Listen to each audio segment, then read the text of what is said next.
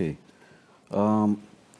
Foi dito aí no começo, né, que Calvino é um grande peso para os calvinistas e que os calvinistas, cada um tem a sua visão, tentando se livrar dos dilemas que Calvino inventou ou levantou.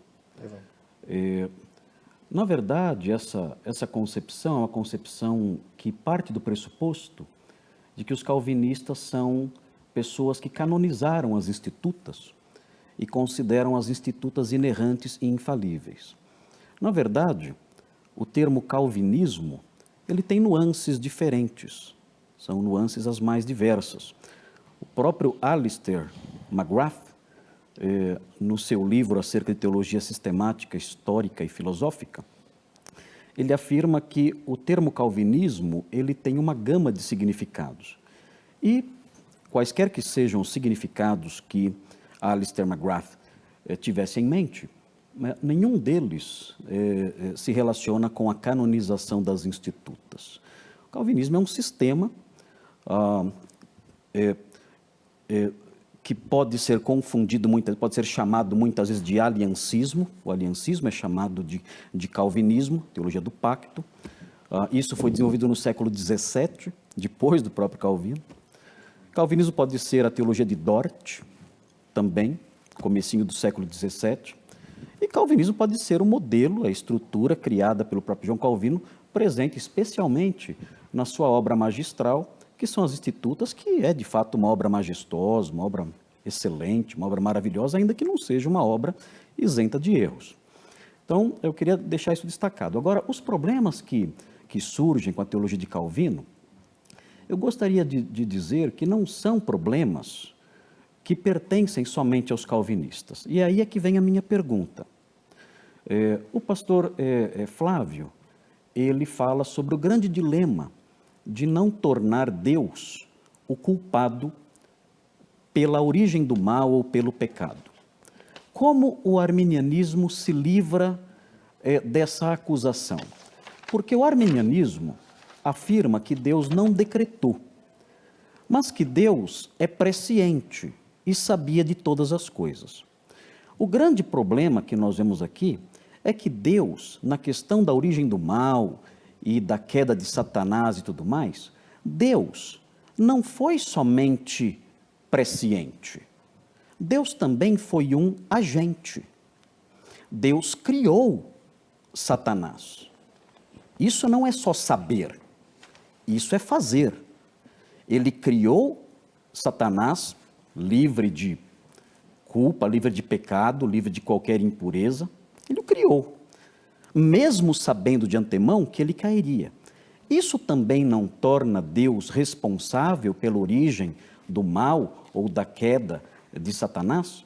Deus também sabia que Satanás iria cair, Deus sabia que Satanás tentaria Eva. No entanto, ele criou a árvore, criou o jardim, fez o fruto brotar na árvore, criou a serpente, colocou a serpente no jardim, deu o teste para o primeiro casal, depois de ter criado o primeiro casal, ele fez tudo isso, ele não foi um mero espectador, ele realizou ações. Ele realizou ações que iriam redundar na queda, inclusive com Satanás sendo atuante ali. Então, ele não é só presciente, ele é presciente e agente. Isso também, pela lógica humana, também não coloca Deus como responsável pela origem do mal? Será que esse problema é um problema meramente calvinista? Ou será que esse é um problema bíblico, teológico, geral, que todos aqueles que creem na veracidade das Escrituras têm que enfrentar? Okay. Essa é a pergunta que eu quero fazer ao pastor Flávio. Como isentar Deus, que não somente sabia, mas agiu fazendo, mesmo sabendo? 3 minutos, pastor. Bom, se Deus tivesse criado o diabo, nós não teríamos como isentar Deus. Se ele criou o diabo, ele realmente é culpado, ele realmente é coautor. A Susan Wesley disse o seguinte: ela falou uma frase muito forte. E se Deus manipula o diabo, Deus tem menos caráter que o próprio Lúcifer, que o próprio diabo. Porque se Deus é manipulador, então ele tem menos caráter que a criatura com que ele trabalha. Nós sabemos que quem paga para matar alguém é muito mais mal do que quem matou. Quem foi matar precisava do dinheiro, desesperado, pegou o dinheiro, foi lá e matou. Mas quem manipulou, quem arquitetou o plano, foi outra pessoa. Foi o autor intelectual da coisa. Mas olha que interessante, como a palavra de Deus é maravilhosa e simples. Deus não criou o diabo. Deus não criou Satanás. Deus criou uma criatura santa, uma criatura perfeita.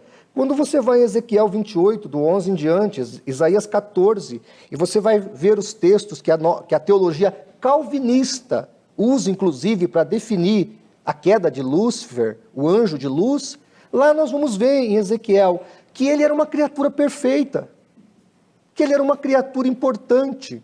Inclusive tem um texto na Ezequiel que fala assim, que Lúcifer, ou anjo de luz, era o anjo da guarda, o anjo que guarda. Guarda o que se ainda não havia queda? No original hebraico, a ideia ali é aquele que conduz. Aí você vai vendo as obras dos tambores, fala o texto. Então a Bíblia vai mostrar nesse texto de Ezequiel, que os teólogos concordam com isso, que Lúcifer, ou esse anjo de luz, tinha ali a missão de conduzir os demais anjos que foram criados para o louvor do Senhor em adoração a Deus.